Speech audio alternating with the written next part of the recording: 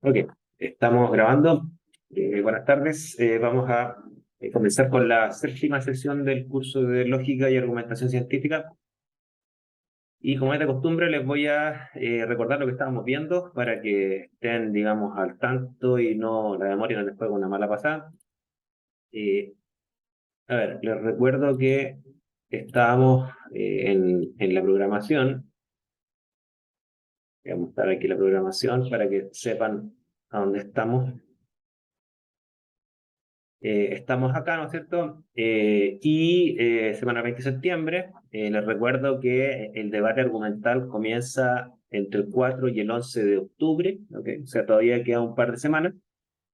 Los grupos ya fueron ya distribuidos. Me preocupa que todavía me siguen llegando algunos correos de algunas personas que dicen que recién se enteraron que no tienen grupo. Entonces, quiero saber si las personas que están presentes, porque yo me puedo preocupar de las personas que están presentes, no de las personas que no vienen a los cursos. ¿Hay alguien que no tenga grupo aún? Porque ya Yo, fue... profe, todavía no he Ujú. buscado a ver dónde meterme. Habíamos conversado, pero iba a ver si ahora, como estaban presentes mis compañeros, alguno, si le molestara que me uniera a su grupo. Eso más que nada. ¿Alguien más de las personas que están presentes no tiene grupo aún?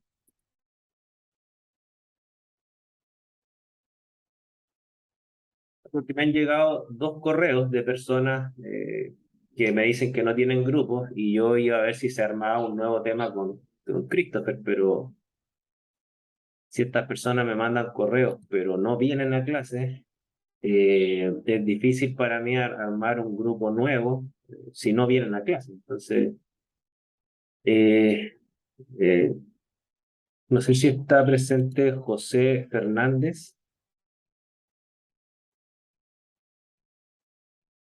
¿Está presente?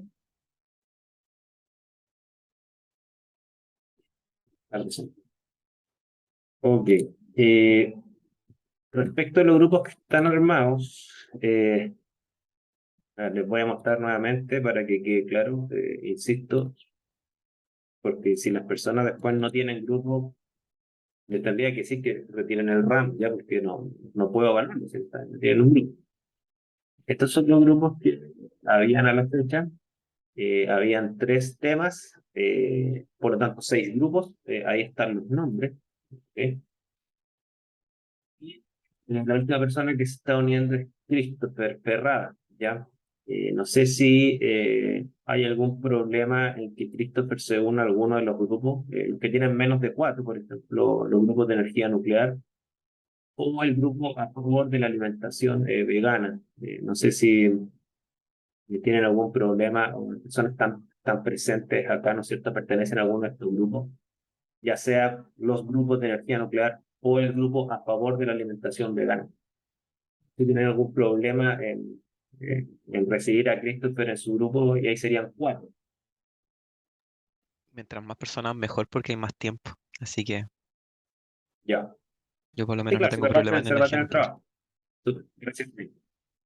Bueno, ¿te parece entonces, Christopher, que te unirías al grupo, salvo que alguien tenga algún problema, ¿no es cierto?, al grupo a favor de la energía nuclear como opción para el cambio climático? Sí, ¿Ningún problema? ya, es importante que personas que... ok, ¿me puedes mandar tu correo, Christopher, por el chat para pegarlo acá y volver a subir la lista actualizada para que tengan tus datos? ¿Ya? Ya, profe, se lo mando al tiro por acá. Es importante que todos, digamos, en los grupos participen y recuerden que este trabajo, esta evaluación tiene dos instancias. Ustedes me tienen que mandar un ensayo, número uno, y además presentar el debate ese día. ¿Ok? Para esta primera parte del curso, que es un debate argumental, no es necesario que todos debatan, ya sea que todos hablen. Se pueden dividir el trabajo. Sin embargo, en la segunda parte del curso, donde viene la parte de persuasión, eh, Ahí sí es obligatorio que tienen que participar todos porque se tiene que evaluar esta parte persuasiva. Ojalá que todos participen del debate, ¿ok? En este primer bloque. O sea, recomiendo que todos lo hagan, ¿ya? Y todos sí tienen que estar presentes.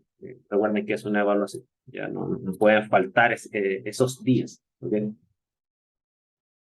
Y recuerden que el debate tiene 4 instancias, ¿no es cierto? Que es la instancia de la presentación de los argumentos, las preguntas, las respuestas a las preguntas y un cierre de conclusión. ¿Ya? Eso respecto a la evaluación. No sé si hay alguna pregunta antes de continuar. ¿Consultas? ¿Alguna pregunta?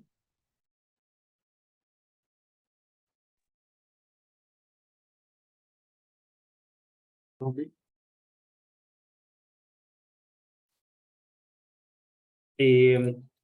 Miren, yo les voy a mostrar así brevemente un ejemplo de ensayo, ¿ok? Y ahora lo vamos a ir complementando con algunas otras bases de datos adicionales a las que estábamos viendo en la clase pasada, y luego nos vamos a estar en la lógica, que es lo que nos queda, ¿ok? Miren, yo les subí un formato de ensayo, ¿ok? El formato que les puede servir para estructurar.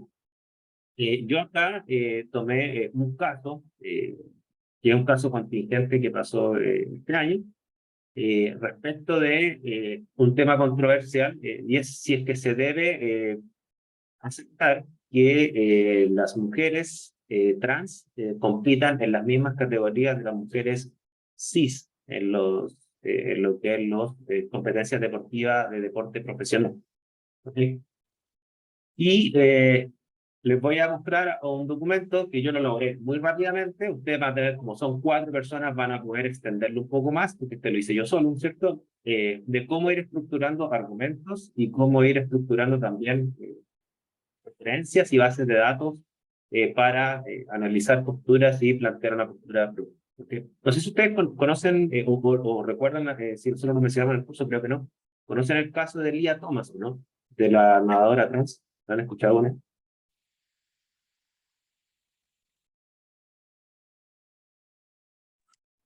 Yo he escuchado a la pasada, sí, de que la trataron de banear ¿cómo se llama? De las competiciones. Claro, hay un contexto que es como lo plantea Christopher, ¿no es cierto? La nadadora Lia Thomas, que es una atleta trans, ¿no es cierto? Cuando competía, antes de hacer su transición, esta persona competía en la categoría de hombres cis, por así decirlo, ¿no es cierto? Cuando tenía su reconocimiento como hombre, esta persona competía, era una atleta profesional. Sin embargo, nunca tuvo un desempeño deportivo, digamos, excepcional. ¿Y qué es lo que pasó? A edad ya avanzada, claramente, por supuesto, que vi, tenía más de 20 años, eh, esta persona hizo su transición de género, no en términos hormonales y en términos de reconocimiento social, no tiene su cuerpo operado, tiene sus genitales masculinos, pero sí se hizo un tratamiento hormonal y pudo competir a la categoría de mujeres en nado, ¿ok? Y compitió contra mujeres cis, ¿ok? Y el contexto, ¿no es cierto? Y aquí lo tengo explicado en el documento. El contexto es que al competir, ¿ok? Eh, ganó inmediatamente la competencia más exigente, que era, creo que era clasificatoria a la Olimpiada, si mal no recuerdo, algo así, ¿ok? Incluso le ganó a mujeres cis que habían sido campeones olímpicos, ¿ok? Y eso generó un problema, ¿cierto? Entonces, un problema controversial, ¿ok? Y que detrás hay una pregunta, ¿no es cierto? Entonces, estamos viendo que los deportes, y aquí lo pongo en el contexto del tema, ¿no es cierto? Los deportes profesionales, sobre todo, y este tema es controversial, en deportes profesionales, no en deportes recreativos, ¿no es cierto? Y es controversial por cuanto los deportes profesionales movilizan una gran economía, ¿no es cierto? Y muchos atletas viven de eso. O sea, si ganan, pueden tener sponsors, pueden alimentar todo su sistema que los mantiene en términos de entrenamiento, de alimentación, entrenadores, etcétera. Y por lo tanto, ¿no es cierto?, en las competencias deportivas profesionales existe cierto cuidado para que las competencias sean justas. ¿Okay?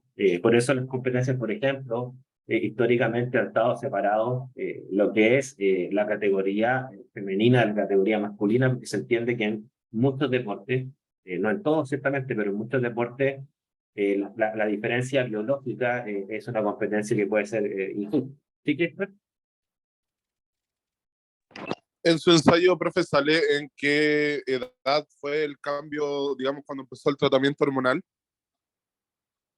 No tengo ese dato, no tengo ese dato. Tengo sí el dato de cuánto tiempo estuvo el tratamiento hormonal, que fue más de un año. ¿Okay? Porque yo creo, mira, para ser sincero, yo creo que dependiendo de la edad en donde inicia el tratamiento hormonal, podría ser una gran variante para poder decidir si está, digamos, una persona es capaz, después de todo ese tratamiento, de poder competir en una competencia que ya sea profesional, porque si hay un desarrollo con hormonas, ponte tú, masculinas, que llegan casi hacia la adultez, y después hay un tratamiento hormonal para ser mujeres, hay ciertas variables que ya no cambiaron, en cierto punto. A ver, lo que pasa, Christopher, es que lo que tú estás planteando, yo lo voy a tocar más adelante, pero lo importante es tocarlo desde un punto de vista de una justificación científica y no solo desde las creencias personales, ¿ok? Tus creencias pueden coincidir con lo que dice la ciencia o pueden no coincidir con lo que dice la ciencia. O sea, por ejemplo, tú, si entendí bien, tu argumento sería que Así, estarías a favor. eso, disculpe, ahí me arré. En cierto punto, yo eso quería consultar si había alguna diferencia. Eso. Claro, o sea, es el tema. O sea, cuando uno arma un ensayo respecto a temas controversiales, el tema es controversial precisamente porque tiene varias dimensiones. Y uno es el tema hormonal, ¿no es cierto? Y dentro de las dimensiones que estamos viendo, ¿no es cierto? Claro, hay un tema económico, hay un tema de la justicia deportiva, o sea, porque la mayoría de los deportes profesionales lo que se busca es que las personas que ganan sea debido a sus méritos, ¿no es cierto? Porque entrenaron más, se esforzaron más, etcétera. Esa es como la competencia ideal, y no obedezca a cuestiones extra deportivas. Y de hecho, el consumo de droga está penalizado en todos los deportes atléticos funcionales. Existe un comité olímpico que tiene una lista de sustancias prohibidas y si hay personas que se consumen o se inyectan ese tipo de sustancias que han suspendido este concepto. Sin embargo, hay algunos aspectos que no están normados y podrían considerarse o no como competencia injusta y sirve como contexto al tema de este ensayo. O sea, por ejemplo, la biología que uno trae de nacimiento, incluso más fuera del tema del género. Puede ser, por ejemplo, mira, sabes que yo nací y yo genéticamente y biológicamente un deportista puede ser más alto que la mayoría de la gente y en el básquet voy a dar ventajas deportivas. ¿Okay? Y esas cosas no están normadas o no se consideran como injustas.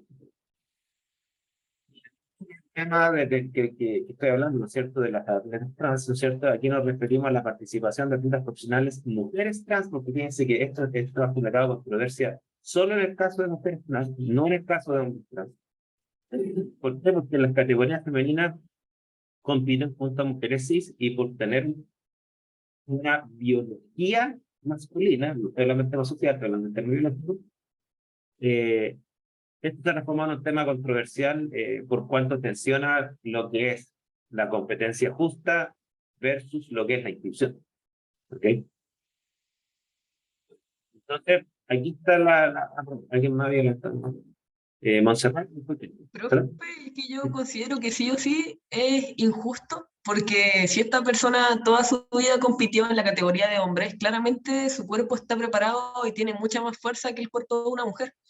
Entonces, más allá de hormonalmente haber hecho un cambio, su cuerpo sí o sí tiene como mayores probabilidades de debutar bien en alguna competencia. Entonces, quizás ahí se da la injusticia deportiva. Pasa que esa es tu opinión y tu postura, y tú has dado argumentos, ¿no es cierto? Y tampoco tú has dado argumentos respecto de la justicia deportiva. Y la justicia deportiva ciertamente que es una dimensión de la controversia, pero no es la única. Y esto es lo que apunto yo. Pero es importante que tú preserves. Tú tienes una postura y un argumento en una dimensión. ¿Ok? Yo lo voy a mostrar que hay más dimensiones que esto. Christopher y esto es así.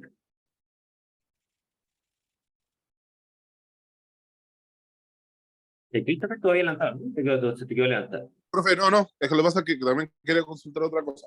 En el caso de cuando hay un proceso, digamos, de paso de una persona trans.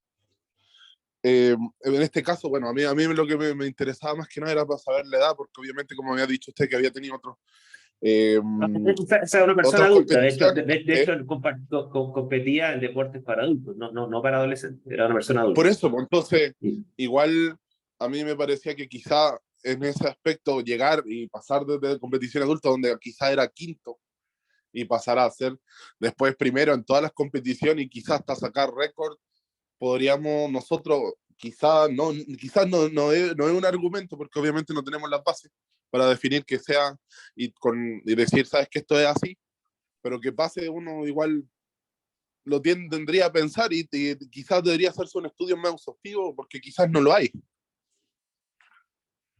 Ese es el tema, dale la palabra a Francisca. En la base de datos que nosotros vimos, existen estudios de esto. Entonces no es necesario opinar sobre la base de supuestos solamente. Existen estudios que tocan en parte lo que ustedes están mencionando, pero también quiero ser bien claro. Lo que ustedes están mencionando es una dimensión del problema, no es la única. Y lo que uno tiene que hacer en el marco de un ensayo y de un debate es tratar de considerar todas las dimensiones que tiene el problema. Luego uno se puede centrar en las que a uno le conviene para efectos de defender una postura. ¿Okay? Y yo les voy a mostrar acá cuáles serían los puntos fuertes de ambas posturas en las dimensiones que les corresponden. Ustedes se han centrado en las últimas dos intervenciones en el tema de la justicia deportiva, que ciertamente que es un argumento, claro, y ciertamente que es un argumento que tienden a ocupar más la gente que está en contra de que las atletas mujeres trans participen en la misma categoría de mujeres cis, pero también hay que hay otros argumentos. Y eso también lo vamos a ver. Francisca, te adelanta, ¿no?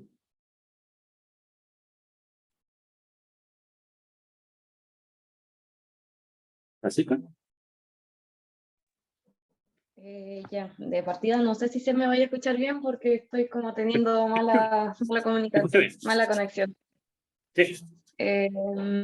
Bueno, yo estudio licenciatura en biología y desde el aspecto biológico, en ramas como de fisiología, anatomía, biología del desarrollo y todo eso, hay una gran separación como para categorizar y encontrar válido un cambio de categoría de esa forma.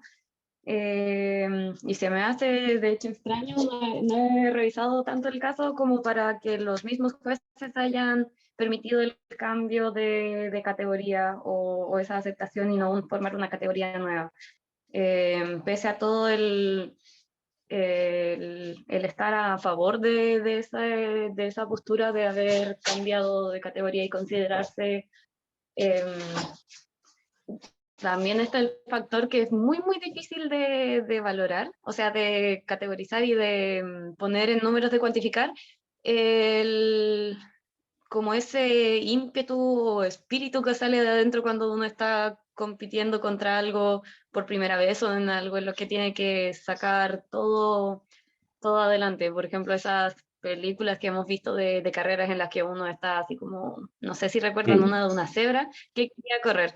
Y en un ejemplo bastante burdo es como eso, en el momento en el que uno es la criatura distinta o que simplemente tienes que dar todo de ti y es difícil valorar o poner eso en números, cuantificarlo, porque además de ser una competencia en la que es la única persona, entre comillas, distinta, cuenta con eso a dos rasgos, a su favor o en contra. A su favor de que, pues, por lo mismo le da el entusiasmo y sumado a toda la presión que tienen encima. Supongo que esos son también cosas para ver aparte del factor biológico. Ya, eso es importante, o sea, el factor biológico es una dimensión del problema, y como dice Francisca, no es la única, ya, no es la única. Y uno podría discutir cuáles son todas las dimensiones de este caso, y de hecho yo aquí levanté algunas dimensiones, ni siquiera todas. La que menciona Francisca, que es el tema de la motivación, ni siquiera lo toco yo aquí. De hecho, cualquier ensayo que usted haga siempre va a ser incompleto respecto a toda la complejidad que tiene el problema. Yo aquí, por ejemplo, lo que menciono es lo siguiente, de que además de que ya les mencioné, ¿no es cierto?, que cuando hizo su transición y compitió contra mujeres cis fue venció ya a la mejor nadadora de su país. Sin embargo, este caso tiene controversia tanto social, ¿no es cierto?, como mundial, porque por un lado, un eventual rechazo de permitir que compitan mujeres trans contra mujeres cis significaría, y ahí está la dimensión de la inclusión, que ustedes todavía no lo han mencionado, creo, significaría un retroceso en la conquista de los derechos de las comunidades LGTBI. ¿Okay? La inclusión es una dimensión del problema. La justicia deportiva y la simetría que puede existir en términos de ventajas biológicas también es otra dimensión, estamos claros, ¿cierto? Porque claro, por un lado está el argumento de incluir a las personas en la categoría social que les corresponde, ¿no es cierto? Y el otro lado está el potencial o desplazamiento de las actividades competitivas en este tipo de deporte para las mujeres cis, si es que empieza, digamos, a predominar las mujeres trans, que ese es un contrafactor, ¿no es cierto? Si empezaron a competir masivamente. Y que la interrogante, y antes de dar la palabra, levantado la mano, y está la interrogante de la controversia. Yo no he dado ningún argumento. Se debe competir a nivel profesional en deportes de fuerza, resistencia, potencia y velocidad a mujeres trans en las mismas categorías de las mujeres cis. ¿Y por qué puse esas categorías? Porque en esas categorías está la competencia. No está en cualquier deporte, están en deportes de ese tipo. Levantó la mano Christopher y después Fabián.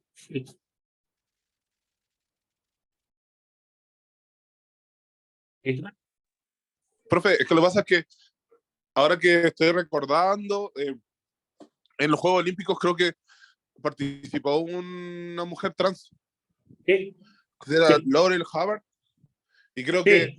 había todos determinados, así como que se habían predispuesto a decir que iba a terminar en los primeros puestos y creo que terminó casi último.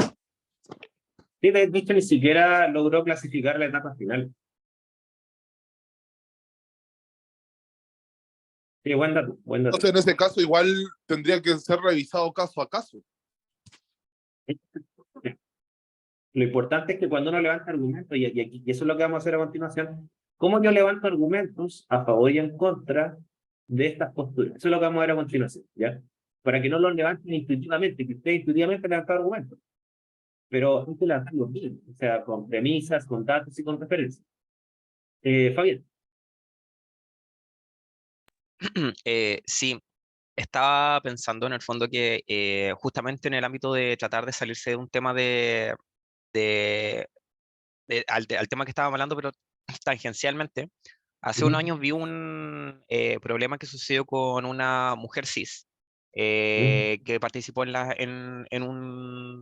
una de de estos concursos, que ella producía naturalmente más testosterona que el resto de las mujeres y se Sí. vio estigmatizada, eh, muy criticada, sufrió mucho por el solo hecho de naturalmente producir más testosterona. Entonces, si es que realmente el problema de la transición son los niveles de testosterona, también entonces tendríamos que prohibir que deportistas como Semen, ya que naturalmente producen más, participen. Entonces, ¿cuál es el tema? El tema es una cuestión entonces cultural, de que tengo un rechazo hacia las personas trans en general, o es un tema biológico, porque biológico pareciera ser que también es un tema, porque hay mujeres que producen testosterona.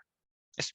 Sí, no, y de hecho el caso de ella fue bien polémico, porque si bien es cierto, como decía Fabián, no está en la categoría trans, sino que es un tema de una especie de ventaja genética que tenía para ese deporte porque producía más testosterona. Incluso a ella le hicieron análisis de sangre, ahí descubrieron que tenía unos niveles elevadísimos de testosterona. Le hicieron exámenes ginecológicos porque algunos pensaban que había sido inscrita tramposamente como mujer y era hombre. Cuando descubrieron ese tema de que producía niveles anómalos de testosterona, le dijeron que para seguir compitiendo ella tenía que utilizar bloqueadores hormonales, y tengo entendido que lo que pasó finalmente es que ella se negó, porque ella decía que ella no tenía por qué alterar su cuerpo si ella no abandonó las competencias, tengo entendido. Y ella ya había en las competencias nada, pero con distancias gigantescas, gigantescas. Y listo, yo lo voy a cantar.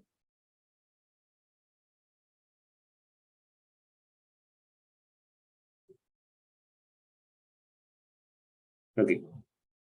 Bueno, fíjense que aquí hay dos dimensiones entonces. Está el tema moral, ¿no es cierto? Que tiene que ver con los aspectos de justicia, inclusión y competencia justa, porque entendamos que el tema moral no pasa solamente por la inclusión. O sea, por un lado tenemos una postura a favor de compita las personas trans en las categorías junto con mujeres cis, que aquí estaría la postura a favor.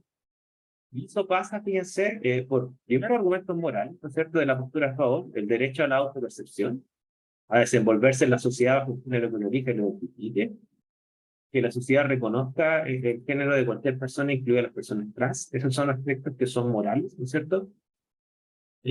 También está aspecto moral que se refleja en el tema de derechos, ¿no es cierto?, a no sufrir ningún tipo de violencia por parte de ningún particular ni ningún colectivo por el género que se manifiesta socialmente. Son argumentos morales fuertes. ¿Sí? Por otro lado, ¿no es cierto?, y en un argumento correspondentista deductivo, ¿no es cierto?, la exclusión de los atletas trans de participar en competencias deportivas dentro del género social es considerada una forma de violencia, es un acto discriminatorio. Este es un argumento deductivo. Dice que aquí no estamos hablando de nada, ¿no? ¿Okay? O sea, este es un argumento deductivo basado en premisas morales que hay que considerarlas. Respecto a argumentos científicos para la postura a favor de que las atletas compitan en la categoría con prestige, ¿no es cierto? Hay argumentos científicos también, ¿no es cierto? Hay que reconociendo que hay ventajas hormonales, como por ejemplo los que hablaba Fabián, pero en el caso del atleta trans, ¿no es cierto? El argumento es que no solamente las atletas trans están de acuerdo que las competencias deben ser justas, sino que además se someten a tratamientos hormonales para adquirir la fuerza física de mujeres cis. Como yo les mencionaba, Lía Thomas fue aceptada en competir en esta competencia deportiva luego de un año de tratamiento hormonal. Y hay estudios científicos que han demostrado que las mujeres trans disminuyen su masa muscular luego de un tratamiento hormonal de un año. Y esta es la referencia. Estoy diciendo ahora no es solo una creencia mía, ¿ya? No es que yo creo que los tratamientos hormonales bajan, ¿no es cierto?, la masa muscular. Es que está demostrado que bajan la masa muscular. Y esa es referencia real, ya no es una que puse ahí para efectos del ensayo inventado. Ustedes lo pueden encontrar en la base de datos que vimos la semana pasada. ¿Ya? ¿Se entiende? Acabo de levantar los argumentos de la postura a favor, tanto desde premisas morales como desde datos científicos. ¿Se entiende más o menos?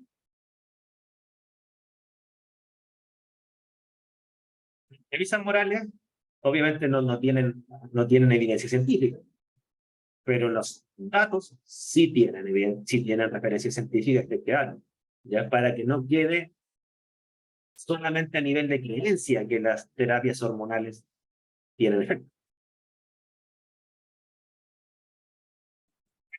Ahora voy a mostrar un gran contra, ¿ya?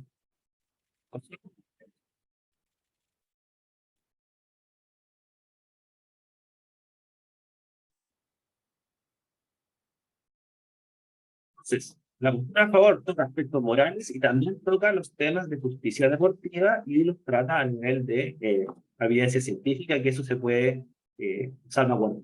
¿Ya? Postura en contra.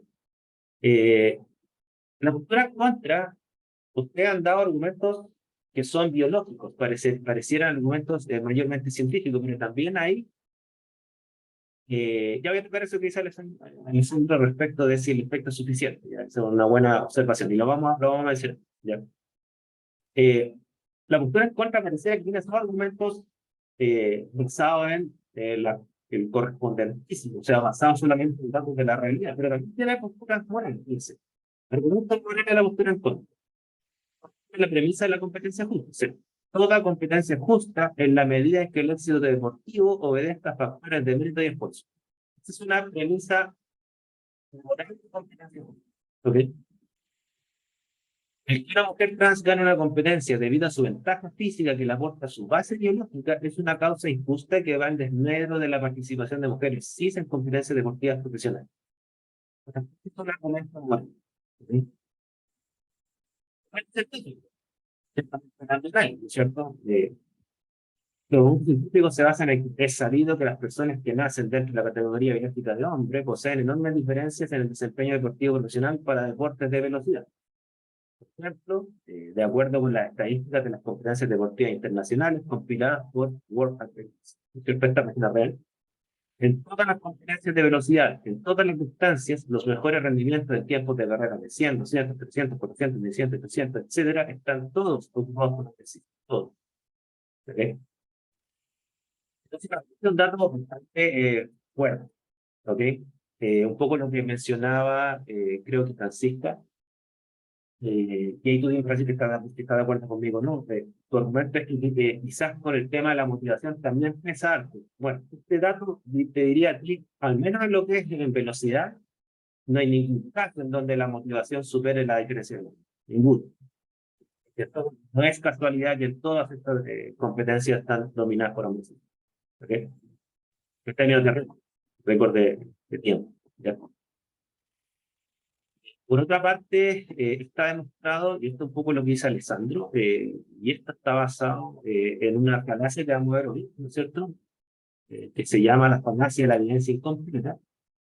Por otra parte, está demostrado que las terapias hormonales solo inhiben la masa muscular, pero no afectan otras ventajas biológicas de las mujeres trans comparado con las mujeres cis, por ejemplo, la densidad ósea. Ese es un dato también científico y está tomado de la misma referencia. ¿Okay? O sea, tenemos dos argumentos. Son argumentos morales y datos científicos. Tienen que este trabajo, que se yo, súper acotado, la profesora, ustedes son cuatro, ustedes pueden citar dos, tres, cuatro trabajos revisados, ¿no es cierto? Ustedes pueden tocar más dimensiones del problema, ¿ya? Yo toqué solamente un par de dimensiones morales y de rendimiento deportivo y de terapias hormonales, ¿no es cierto? Y me basé en una base de datos oficial de los comités deportivos y estudios científicos. Entonces, esto para que ustedes se den cuenta que ambas posturas tienen argumentos, ambas, y de todo tipo, ¿ya? Aquí Alessandro me dice, si dado que este primer debate es sobre bases científicas, debemos evitar usar bases morales. No, Alessandro, no, o sea, ustedes pueden, ojalá, ocupen, junto con argumentos científicos, ocupen argumentos morales. Lo que no tienen que hacer, pero sí lo van a poder hacer en el segundo debate, solo centrarse en argumentos morales. En esta primera parte, de hecho la rúbrica lo dice, yo evalúo que ocupen la base de datos de la ciencia. ¿Ya? Por eso los temas que ustedes van a trabajar en este primer debate son temas que tienen dimensiones científicas y no solo morales. ¿Ya? Entonces, pongan y ojalá ocupen argumentos morales a nivel de premisa también.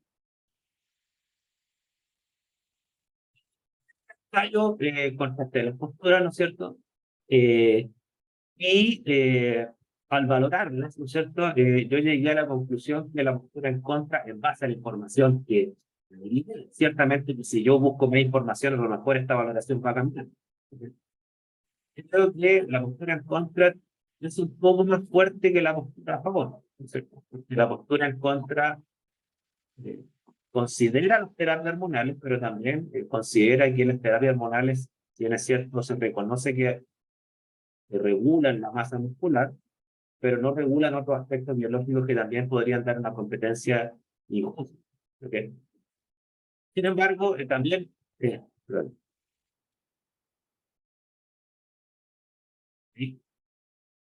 Sin embargo, también al valorar ambas posturas, también ambas yo las considero débiles, de qué punto de vista que ninguna de las dos posturas presenta alternativas intermedias. O sea, por un lado, la postura en contra no quiere, se quiere que se prohíba la participación de los atletas trans en categorías junto con mujeres cis, pero no propone ninguna otra alternativa para que estas personas también participen de competencias deportivas competitivas. La postura a favor plantea solamente el tema de permitirte competir, ¿no es cierto? ¿Aló? ¿Me escuchan bien?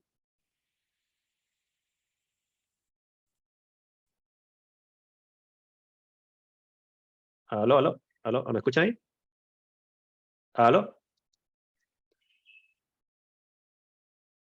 ¿Me escuchan ahí o no? Profe, lo escucho medio entrecortado. A ver qué pasa acá, espérense. Déjeme ver un poco.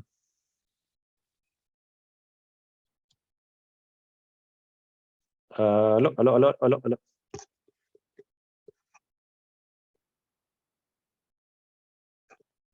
Aló, aló, aló, aló. Ahí se escucha un poco mejor. ¿Un poco mejor? ¿Sí? Aló. Sí, sí. Ya. Entonces le decía que igual encontré que ambas posturas son débiles en el sentido que nos ofrecen una alternativa que equilibre la tensión que hay entre la inclusión y la competencia justa. ¿Ok? Y claro, y como conclusión, yo en este ensayo, yo puse que, bueno, que si bien es cierto, ¿no es cierto? O sea, hay buenos argumentos para ambas posturas, creo que ninguna, y reconociendo que desde mi punto de vista, por la información que encontré, es más fuerte la postura en contra, ninguna de las dos posturas ha aportado soluciones que equilibren de mejor manera las consecuencias que implica la postura en contra de excluir, ¿no es cierto? Como también la postura en contra del efecto del desplazamiento que implica a las mujeres cis que participen en mujeres trans. ¿Ok? Y al respecto, ¿no es cierto? Lo que propongo en este ensayo yo, ¿no es cierto?, es proponer categorías competitivas trans para el deporte profesional, así como históricamente han existido categorías cis hombres, cis mujer, que existan categorías trans femenina y trans masculina, que ciertamente que no es una solución que va a dejar 100% satisfechas a las personas que quieren inclusión completa, ¿no es cierto? Pero sí sería una mejor solución que la prohibición completa también. O sea, habrían 4 categorías, si es que es una posibilidad, ¿no es cierto?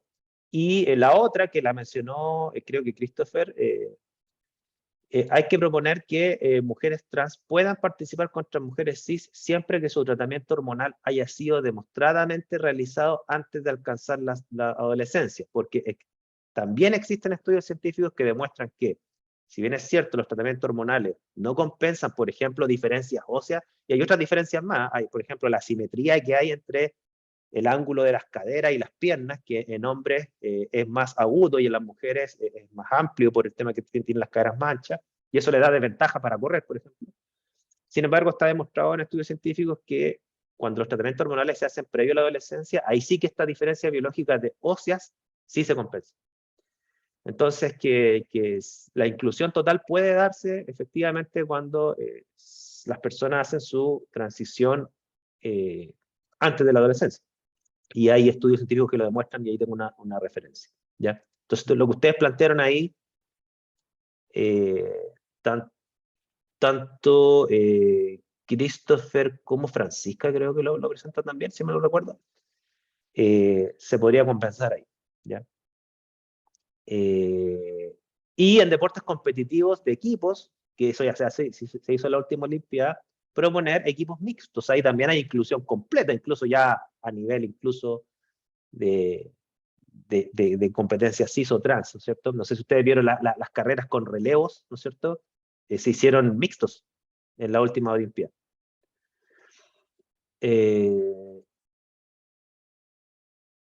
Claro, y aquí Alessandro, antes de darle la palabra a Christopher, ¿no es cierto?, dice, cuando sale un atleta masculino muy bueno, mundialmente reconocido, se le aplaude su diferencia biológica, mientras que en este caso la mujer trans la condenan. ¿Eso sería un argumento o es solo una desacreditación de la propuesta? O sea, eso que tú planteas como argumento, que entiendo que sería un argumento para estar a favor de la inclusión de las mujeres trans junto con mujeres cis, ¿no es cierto? Sería un argumento por así decirlo, de igualdad de trato, ¿no es cierto? La igualdad de trato que hay ante diferencias biológicas que no necesariamente son diferencias biológicas en términos de género. Pueden ser diferencias biológicas por otras dimensiones como las que mencionas tú. Eso no se acredita la propuesta, sino que la postura de la propuesta. Eso sería un argumento a favor de aceptar la participación de mujeres trans con mujeres cis. Argumento en contra, dice, pues desde el desarrollo temprano hay grandes diferencias en las motoneuronas, neuronas que dan el impulso a las fibras musculares, independiente de los tratamientos hormonales. Ese dato no lo tenía Francisca. Y si lo que tú dices va acompañado de alguna referencia científica de las bases de datos que vimos, ese sería un argumento para concluir algo contrario a lo que concluí yo.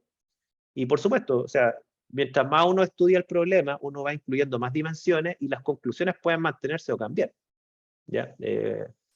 Por eso les digo, o sea, el hecho que ustedes hagan un ensayo revisando todas las mejores bases de datos, no implica que ustedes van a llegar a la misma conclusión, necesariamente, porque nadie puede abordar un tema complejo en todas sus dimensiones, hay que estudiar mucho. ¿Okay? Entonces ustedes hagan el ensayo lo mejor que puedan. Pero si ustedes son 4 personas o 3 personas, yo esperaría ver al menos 3 o 4 buenos estudios científicos que aborden distintas dimensiones. ¿Ok? Eso. Consultas, comentarios. Yo voy a subir este ensayo para que lo tengan como referencia, pero obviamente ustedes tienen que hacer más. Christopher todavía levantado la mano. Sí, quería hacer una acotación en el tema de las sugerencias que usted dio en el ensayo. Quizás también podría ser una sugerencia que dependa del deporte en el cual se está practicando, porque quizás las diferencias biológicas, digamos, como el tratamiento quizás después de la adolescencia, no sea una gran diferencia dependiendo del deporte en el cual se realice, y eso ya entraría en las manos de los organismos competentes en cada deporte, así como la FIFA en el fútbol, o digamos lo que sería en el circuito ATP en el caso del tenis, etcétera, etcétera. Mira, Christopher, lo que tú dices puede ser un buen o un mal argumento dentro de un ensayo siempre que vaya acompañado de referencia científica. O sea, yo quiero, disculpe que sea majero, yo entiendo que ustedes ahora están dando argumentos en base a lo que saben o lo que creen saber, ¿ya?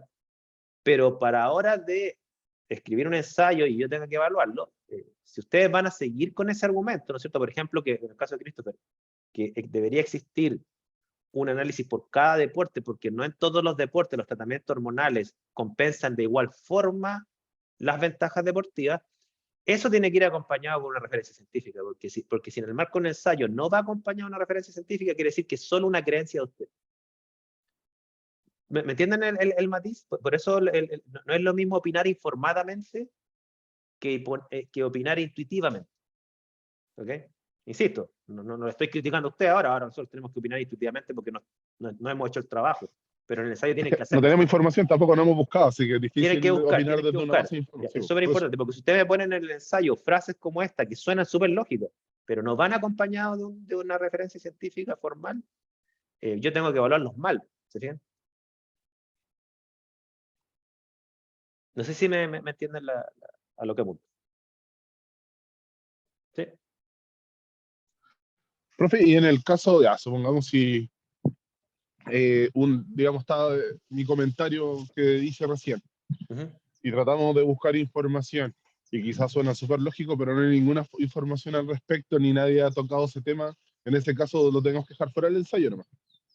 Claro, porque esa afirmación que tú estás haciendo es una afirmación que no es moral, es una afirmación material, por lo tanto, deberían existir estudios, y si no existen, quiere decir que es una creencia en este momento, y no puedes utilizar una creencia como argumento. Ok, profe, ningún problema. Ya tienes que utilizar un saber, no una creencia. ¿Okay?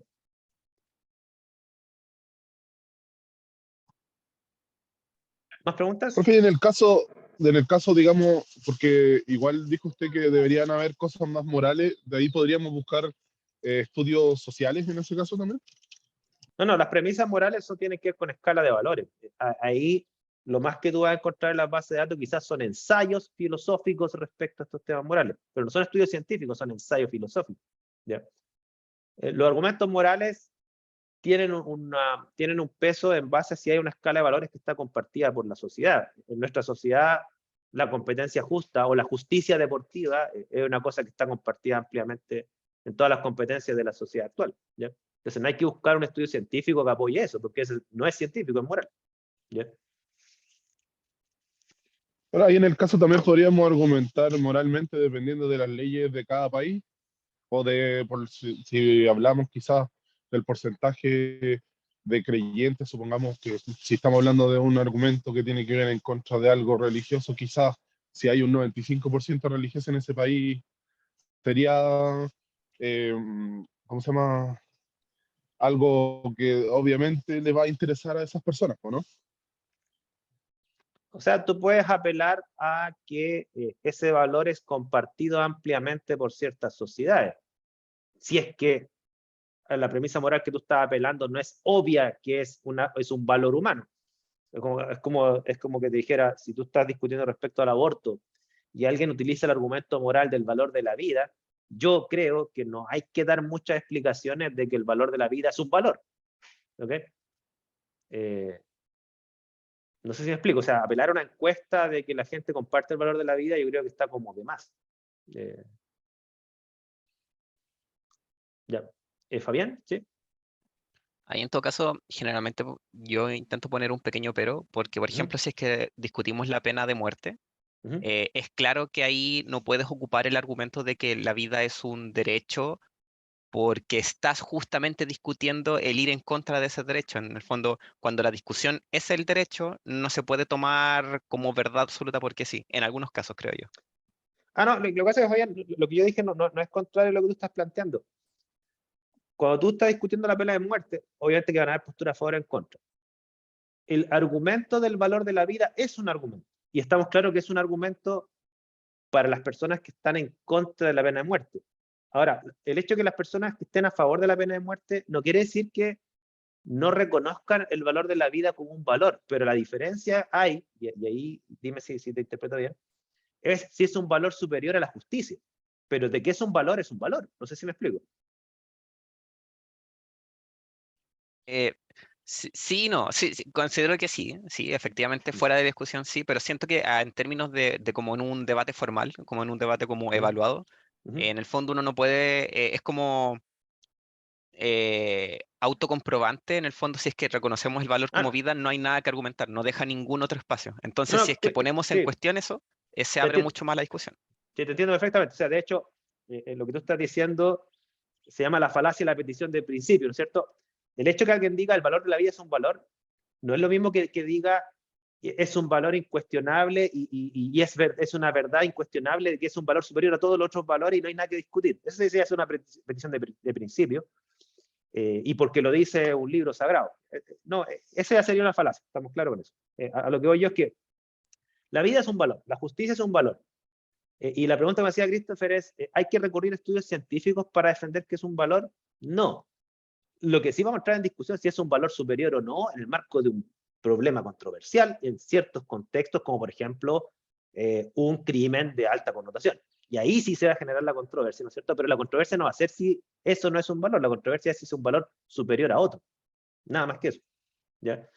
Pero claro, aquí en este curso las peticiones de principio no, son falacias. ¿Ya?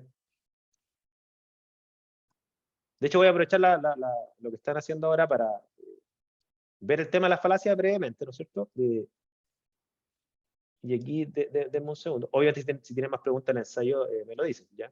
Pero voy a irme al tiro a la parte de las falacias. ¿Ya? Consultas, comentarios, por favor, antes de ir al tema de las falacias. Aprovechando lo que comentaba Fabián, que ciertamente que tiene razón, o sea, no hay que argumentar falazmente, ¿ya? A ver, nosotros estábamos viendo en el curso el tema de la argumentación científica, y si ustedes se recuerdan, nosotros vimos dos tipos de argumentaciones, que es la argumentación deductiva basada en premisas, las cuales muchas de ellas son morales, otras son científicas, ¿no es cierto? También pueden ser científicas. Y la otra es la argumentación basada en datos, ¿ok? ¿Y de dónde sacamos los datos? Bueno, los datos salen desde las bases de datos científicas formales, que las que vimos en la clase pasada, y también hay bases de datos en Internet que compilan los datos de las investigaciones científicas y las compilan en ciertos temas. Por ejemplo, estos datos que yo les mostré de una asociación internacional que compila todos los récords deportivos que están publicados en instituciones formales, ¿ya? Sin embargo, cuando uno argumenta, también uno puede argumentar falazmente y hay que tener ojo con eso. Es decir, que la forma en la cual yo utilizo las premisas o los datos no es lógicamente correcta. Y esa cosa hay que tener mucho cuidado, tanto para no cometer el error de argumentar falazmente, como también para identificar cuando alguien está argumentando falazmente contra mí. Y uno tiene que utilizar entonces el ataque para decir, mira, lo que tú acabas de hacer no está de acuerdo a lo que es un correcto razonamiento. ¿Okay? Falacias hay muchas y hay gente que se dedica casi como línea de investigación a estudiar falacias. Yo no voy a ver obviamente todas las falacias que existen, pero sí voy a mostrar las falacias que más recurrentemente se caen en debates de esta naturaleza, debates que tienen connotación científica. ¿Okay? Y al respecto me voy a centrar en algunas. Ya miren, dentro de las falacias más comunes que hay, les voy a presentar unas 4 o 5. Les voy a subir un documento donde aparecen muchas más, pero las otras que se dan son súper raras que aparezcan en debates de carácter científico. Primera falacia, que es la falacia de la generalización apresurada. Entonces, es decir, ciertamente que argumentar en datos es importante, ¿no es cierto? Pero cuando yo sobre la base de un dato hago una afirmación de carácter general, ¿no es cierto? Eso es, puede ser apresurado porque muchas veces pasa un poco lo que muestra esta figura así de forma bien chistosa, que justo me topé por casualidad con el dato que me lleva a una conclusión que si yo hubiese tenido un poco más de prudencia, ¿no es cierto? Y hubiese averiguado más datos a ver si se condicen con el dato inicial, quizá la conclusión hubiese sido la contraria. O sea, miren, me topé con una oveja negra, entonces estamos en una plaga de ovejas negras y ni siquiera me preocupé de mirar más ovejas, por así decirlo, ¿no es cierto? Eso es apresurado. O sea, quizás detrás de eso no hay mala intención, pero sí hay una negligencia, ¿no es cierto?, de no preocuparse de buscar más datos. ¿Ok? No sé si se entiende un poco esto. En el caso de lo que es argumentar con datos, ustedes científicamente, voy a decir algo que quizás no sé si lo va a descolocar, uno siempre tiene evidencia incompleta, siempre.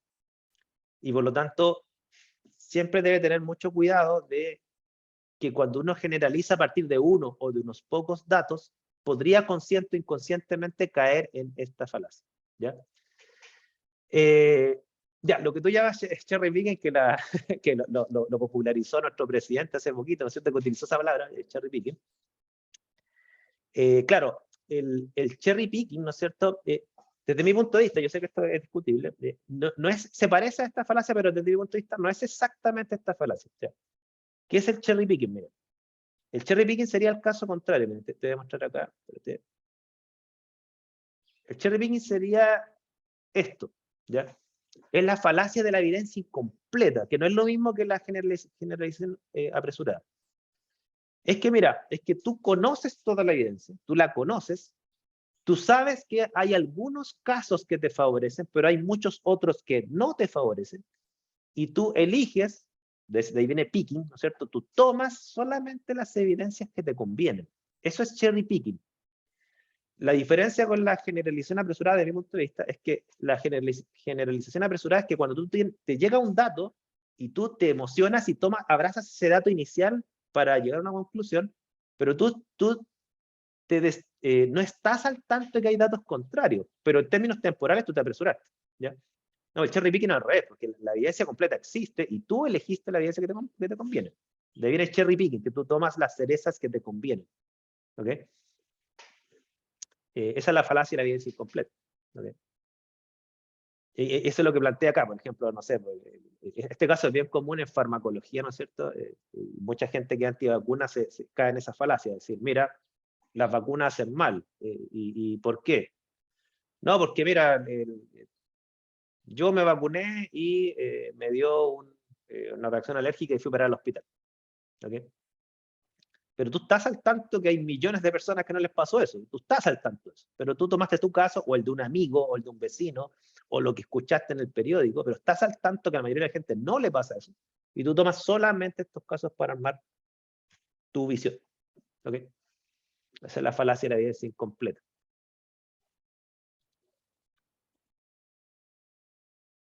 De ahí viene el cherry picking, ¿no es cierto? O sea, tú sabes que hay cerezas rojas, pero tú tomas solamente las cerezas azules para decir que este árbol da cerezas azules. Pero tú estás al tanto de la otra cereza. ¿Ok? ¿Se entiende? No sé si hay alguna consulta hasta aquí.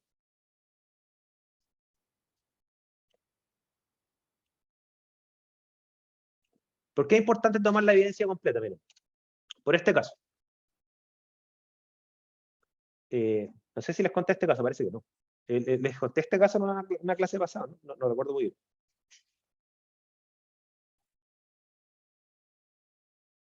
¿Sí o no?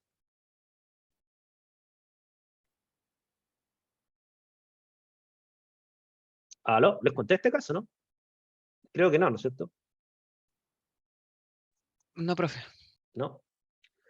Pero este es un caso que pasó, bueno, les presento a los dos hombres que están a la derecha, es, bueno, Barack Obama, el expresidente de Estados Unidos, previo a Donald Trump, y Sarkozy, que es el expresidente de Francia. Y ellos les tomaron esta foto, ¿no es cierto? Y como Barack Obama tenía una popularidad enorme, de hecho, desde mi punto de vista, el presidente más popular después de Kennedy, más popular de Estados Unidos, me refiero, después de Kennedy, le tomaron esta foto un poco para restarle credibilidad, ¿no es cierto? Porque Obama estaba casi siendo elevado a categoría de santo, poco más, ¿no es cierto? No se le encontraba ningún defecto. Y de repente, no, o sea, no era corrupto, era simpático, era muy inteligente. Más encima era el primer presidente de Estados Unidos afroamericano, etc. Y encontraron. Fíjense que si ustedes ven esta foto, ¿qué concluyen? Si ustedes ven esta foto, ¿qué concluyen? Le están mirando el poto. Exacto, ¿no es cierto? Ese es el hecho. Pero ¿qué juicio moral haces tú de ese hecho?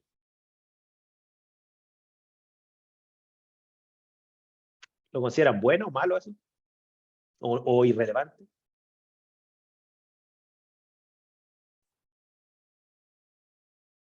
No hacen ningún juicio moral. Me extraño, la generación de ustedes son las que más juicios morales hacen de esto. En mi generación lo hubiesen encontrado simpático. La generación de No sé, ustedes yo lo dudo. quizás, no sé, pues si nos vamos a los más, los que tienen así como los que más juzgan, diría, no, ¿sabe qué? Debería él ponerse en su posición y no hacer esas cosas, tratar de no hacerlas, pero a mi opinión personal irrelevante en este caso porque no genera ningún tipo de nada, no le toca nada, ni tampoco le he dicho nada, ni nada. Es una foto para desprestigiar. Para algunas personas genera nada, para otras personas genera risa, para otras personas genera un juicio moral negativo, ¿no es cierto? Y claro, cuando uno mira esta foto, ¿no es cierto? Uno dice, pero aquí hay una evidencia que lo Obama, voy a hacer el juicio moral negativo ya que ustedes no lo hicieron, no sé por qué no se atrevieron. Obama es un degenerado, ¿ya? Es un degenerado. Y aquí tengo la evidencia, ¿no es cierto? Bueno, fíjense que esta foto fue tomada, pero había más fotos, y se seleccionaron exclusivamente esta foto para hacer el juicio moral negativo de Obama. Francisca.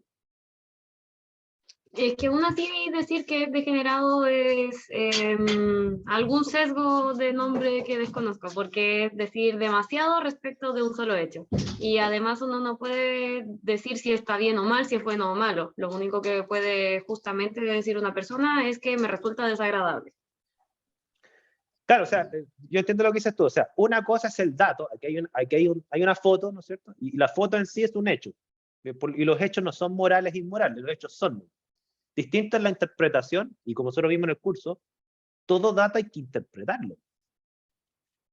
Distinta es la interpretación que ustedes hacen de este hecho. Ustedes dicen, mira, mi interpretación es que es irrelevante, mi interpretación es que el tipo es un degenerado, o es un desubicado, o es un... ¿cómo utilizan las palabras ustedes hoy en día? Es un hombre de una masculinidad tóxica. Creo que se utiliza esa palabra hoy en día, ¿no es cierto? Como que está normalizado que todo hombre debe mirarle trasero a una mujer cuando pasa. Esa es como la norma, y eso está mal. ¿Ok? Pero, ¿por qué pongo yo esta foto? Porque la secuencia completa de esta, fíjense. Miren, les voy a marcar dos cosas. Esta persona que está acá es Michelle, la esposa de Barack Obama, que es este. ¿Ok? Y cuando uno ve la secuencia completa es que Barack Obama venía bajando la escalera, su esposa venía atrás, y él lo que está haciendo en ese proceso es que está girando la cabeza para mirar a su esposa que venía atrás y extenderle la mano para que no se fuera a caer. Esa es la secuencia completa. ¿Ok? Y este ángulo, ¿no es cierto? Claro, si uno mira la foto de ahí, pareciera que este tipo tiene la visión clavada al trasero de la mujer, ¿no es cierto?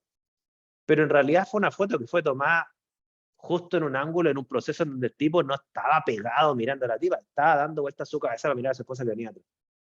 ¿Ok? Entonces No la como el que secuencia... está atrás. el otro tipo, la secuencia completa, no solamente no sale culpado, sale peor. sea, este tipo la siguió con la mirada, le faltó tomarle una foto, ¿ya? Y siempre riéndose así con una risa media pervertida, ¿cierto? En Francés. cambio, el francés, pues el Sarkozy. Sarkozy salió mal, ¿no es cierto? Pero Sarkozy no era muy popular, así que digamos que no le afectó mucho la popularidad porque no era muy popular. Obama sí, Obama es súper popular. Entonces, por eso la evidencia completa cambia la conclusión. Y cuando uno opina, uno debe opinar, o cuando uno arma un argumento basado en datos, uno tiene que armar un argumento basado en la mayor cantidad de datos posible. Elegir los datos deliberadamente, enterrando o negando los otros datos que no favorecen, eso es una deshonestidad intelectual. ¿Okay? Es una falacia, si ustedes lo hacen a propósito. Y claro, si ustedes quieren hacerlo a propósito porque quieren convencer a la gente que su visión de las cosas es la mejor, ¿se podrían salir con la suya? Sí, pero si los pillan van a tener que pagar las consecuencias de quedar como deshonestos, deshonestas ante la gente que está escuchando el debate. ¿Ya? ¿Estamos? Entonces, la falacia y la evidencia incompleta es muy, muy común en ciencia. ¿Ya? Porque las evidencias pueden ser, obviamente, circunstanciales. O sea, es que justo tomaste la foto con ese ángulo, pero eso fue una circunstancia, fue una casualidad, no respondía a algo deliberado. ¿Ya? De hecho, miren esta otra foto. Esta foto es graciosa. La sacaron, esa foto la mostraron después de que estaban atacando a Obama. Me imagino que la gente que defendía a Obama tiró esta foto diciendo, no te dejes llevar por la foto, que mira esta foto, si uno diría, ¿qué le pasa a esta señora? ¿Sí? Está manoseando al presidente de Estados Unidos. ¿Ok? Y más encima el presidente de Estados Unidos la deja y se ríe. ¿Ya?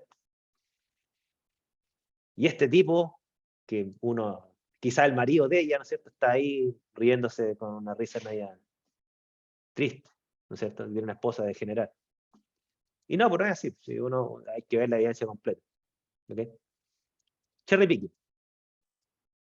¿Estamos?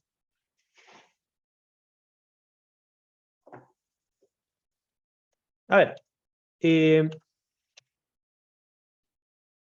Hay otra falacia que es muy común que se utiliza en debate científico, que se llama la falacia de la ignorancia, ¿ya? Que desde mi punto de vista la explica bastante bien un filósofo que se llama Bertrand Russell, que afirma lo siguiente, miren, es cuando, imagínense el siguiente caso, imagínense que ustedes llegan y yo a ustedes los acuso de algo, ¿okay? Yo les digo, ¿saben qué? Ustedes copiaron en la prueba, ¿okay? Usted me manda el ensayo y yo digo, tú copiaste en el ensayo, ¿ok? Y luego ustedes me dicen, no, yo no copié. ¿Y yo qué les respondo a ustedes? Yo les digo a ustedes, demuéstrame que no copiaste. Demuéstrame que no copiaste. ¿Ok? Claro, Bertrand Russell, que él toma el caso que se llama el caso de la tetera de Bertrand Russell, ¿no es cierto? Que alguien afirma que hay una tetera orbitando, no sé, pues, más allá de la Tierra, ¿no es cierto? Una cosa muy rara, ¿sí? Estoy diciendo que hay una tetera orbitando más allá de la Tierra. Y ustedes me van a decir, no te creo. Y yo le respondo a ustedes, demuéstrame que no hay una tetera. Demuéstrame que no hay una tetera. Hay que tener muy claro que cuando alguien afirma algo extraordinario, ¿no es cierto? O sea, yo lo estoy acusando a ustedes que copiaron, o alguien está diciendo que hay una tetera orbitando más allá de la Tierra. Cuando alguien afirma algo extraordinario, el peso de la prueba está en quien afirma eso. O sea, yo no tendría que decirle a ustedes, demuéstrame que ustedes no han copiado. Si yo estoy afirmando que ustedes copiaron, yo tengo que aportar la prueba que ustedes copiaron. El peso de la evidencia está en mí, no en ustedes. No sé si me entienden que no es simétrica la situación. ¿Ya? Cuando alguien afirma algo extraordinario, no es lo mismo probar que algo es extraordinario que probar que no existe esa cosa extraordinaria. Esa no es simétrico. ¿Ya? Entonces, no porque algo no tenga prueba de que es falso, lo vuelve verdadero. No sé si me entienden la simetría.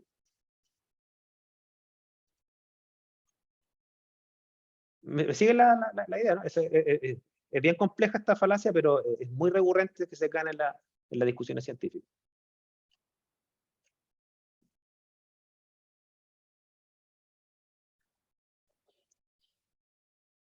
Y otra falacia que ustedes me la mencionaron en la clase pasada es el argumento, la falacia de la autoridad, ¿no es cierto? En discusiones científicas se tiende a utilizar el argumento de que, por ejemplo, en el caso de la nueva constitución, ¿no es cierto?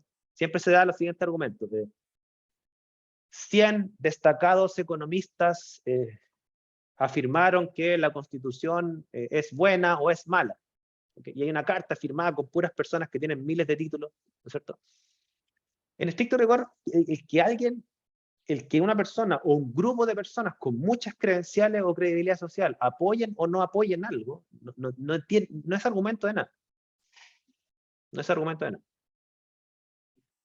¿Ok? Incluso aunque venga un premio Nobel a decir eso. No sé si ustedes han escuchado, premio Nobel de Economía afirma que Argentina está súper bien económicamente. Lo importante no es lo que opina el premio Nobel de Economía, lo que importa es cuáles son los argumentos del premio Nobel de Economía para afirmar eso. No sé si me... O sea, en el fondo, el peso de una afirmación lo dan sus argumentos, no lo dan los credenciales de quien emite ese argumento. Y es muy común apelar a la autoridad para darle una credibilidad psicológica a un argumento. Pero en términos de lo que es un correcto razonar, la autoridad no es argumento de nada. ¿Ok? Y aquí tiene usted un cartel de cómo los médicos apoyaban fumar antes. Y claro, alguien con una bata de médico, ¿no es cierto?, en un medio de comunicación es bien convincente, ¿no es cierto? O decir que es premio de algo, o que tiene un doctorado en algo, tiende a ser muy convincente, pero en estricto rigor, ustedes no tienen que hacer eso, y si alguien se lo hace, ustedes tienen que denunciarlo. Lo que tú estás haciendo es una falacia de la autoridad. No importa quién es la persona, no importa cuáles son sus argumentos. ¿Okay? O sea, el hecho que alguien tenga autoridad en algo no vuelve su argumento verdadero, por eso. O un poco, por ejemplo, lo que le pasa a Boric, ¿no es cierto? Que es el contrario al argumento de autoridad, que ya sería un ataque a dominem, que se llama. Que es por el hecho que tú no tienes credenciales, entonces lo que tú dices es falso. Lo que se le criticaba mucho a Boric, ¿no es cierto? Decir, pero si tú ni siquiera terminaste en la universidad, ¿no es cierto? Entonces, claro, decir eso en el fondo, tú no tienes autoridad para decir algo, porque tú ni siquiera tienes credenciales de nada, ¿ok?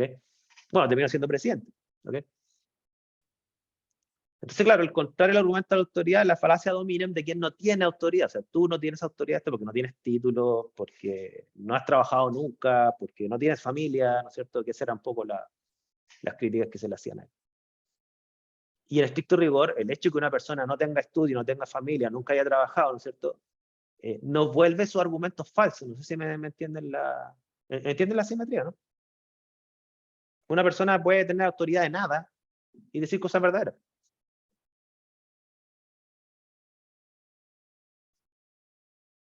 ¿Sí? Consultas, comentarios, que estamos justo a las 13:30. ¿Alguna consulta? Vamos a seguir con esto de las falacias en la próxima clase, pero estamos ya al lado. ¿Alguna consulta? Nada, profe, todo bien. Vale. Dentro de la rúbrica aparece el tema también de las falacias, aparece como algo positivo. Si ustedes identifican falacias, ¿no es cierto? Claro, o sea, si alguien dice, ya, con esto termino, Alessandro dice, pero que termine siendo presidente, también una falacia diría que ad populum, ¿no? Claro, o sea, si yo digo, mira, lo que dijo Boric el año 2021 era verdad, parece, porque terminó siendo presidente. No, pues también una falacia eso. No es ad populum en estricto rigor, desde mi punto de vista, aunque podría interpretarse así, pero para mí no es ad populum. Ad populum quiere decir que en el fondo que la mayoría de la gente opina como él. Eso sería como ad populum. ¿Okay? Pero sí, concuerdo contigo que sería una falacia. O sea, el hecho que Boric no era presidente y no era nada en esas dimensiones y ahora terminó siendo presidente, la verdad o el peso de sus opiniones no tienen nada que ver con quién era antes ni quién es ahora. No sé si me explico correctamente. Puede que antes no era nada, puede que ahora es todo, y da lo mismo. El argumento era verdadero o falso por cómo se correspondía con la realidad o cómo coincidía con premisas morales o premisas generales. No tiene que ver con quién era él. ¿Ok? De hecho, una persona podría haber dicho exactamente lo mismo que él y haber tenido muchas más o muchas menos credenciales y el peso del argumento es exactamente el mismo. ¿Ok? Bien. Vamos a dejarlo hasta aquí. Vamos a continuar con las falacias que nos quedan en la próxima clase. Y ahí avanza. ¿Ya? Por favor, vean la pauta, la rúbrica de evaluación del ensayo y del debate. ¿Ya? Para que vengan con preguntas. Quedamos en eso entonces. Que estén bien. Cuídense. Chao, chao. Profe, ¿puede Sí. quedarse un minutito para hablar conmigo, please? Ok. Voy a parar de grabar. Chao, profe. Chao, chao. Chao, que estén bien.